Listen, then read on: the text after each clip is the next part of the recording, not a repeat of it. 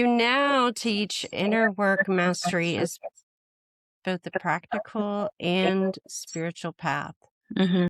Many people hear inner work and think it's abstract or emotional. Others think it's spiritual bypassing. How do you explain the relationship between inner work, nervous system regulation, and intuitive alignment in a way that feels grounded and accessible? For me, I see them all 3 of those as one thing, because when you truly dive into your own inner work, and I have a love-hate relationship with that term itself because it has the word work attached to it.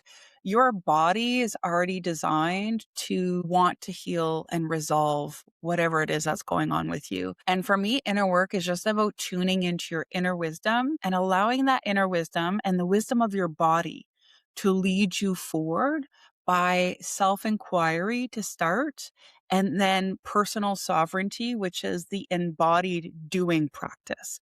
So it's one thing to have a really powerful healing in meditation, but it's another thing to then apply that healing in the choices, the decisions, and the behaviors that you do in everyday practice. So I think that's where both need to happen. So it's the inner world, the inner work with the outer decisions and choices, and that bridges those 3 elements together. How does intuition become clearer as regulations improving?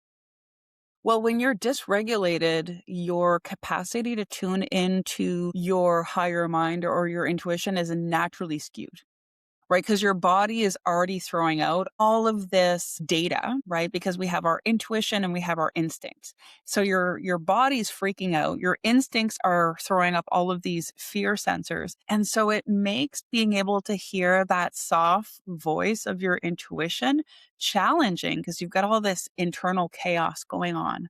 So, how I would describe it is the more you calm your body, the more you quiet your mind, your capacity to discern between your intuition and your instinct becomes stronger. And the more you have the capacity to do that and you practice it, because it's a practice, we all have to practice it, the more clear your intuitive hits will be, and the more you'll trust yourself to take action on them. After more than 15 years on Wall Street, you made the decision to walk away from a version of success that no longer fit. Many listeners are quietly successful but deeply disconnected. What helps people recognize when their external achievements are no longer aligned with their inner values?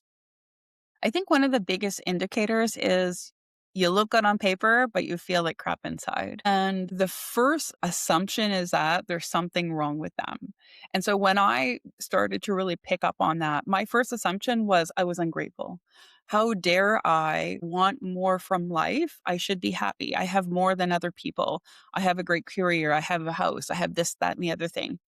And so I think once we stop judging ourselves for wanting more joy, more happiness, more peace, and stop blaming ourselves for not being enough to achieve those things within the environments that we've created, then we can really begin to move forward. So for me, it was that realization of, or I would say that release of guilt and then giving myself permission to want more. So I would say that the biggest indicator is how you feel. If you're successful on the outside and unraveling on the inside, that's your cue. Absolutely. We talk about this a lot on neuroalchemy, but in this society, we're genuinely not there's not a big focus that used to in the United States for us to develop conscious awareness of these different levels of beingness, right? The symptoms of our physical body we're kind of taught to push through and ignore. The emotions that we could use as tools for our upliftment we're taught to shove them down, that they're not appropriate, right? And mindset we could use to lift ourselves up, to take ourselves to higher places, but we don't realize that. So we are our own worst enemy, and we kind of have this way of being in the world that isn't in alignment with who we are as a soul, who we are as a spiritual being.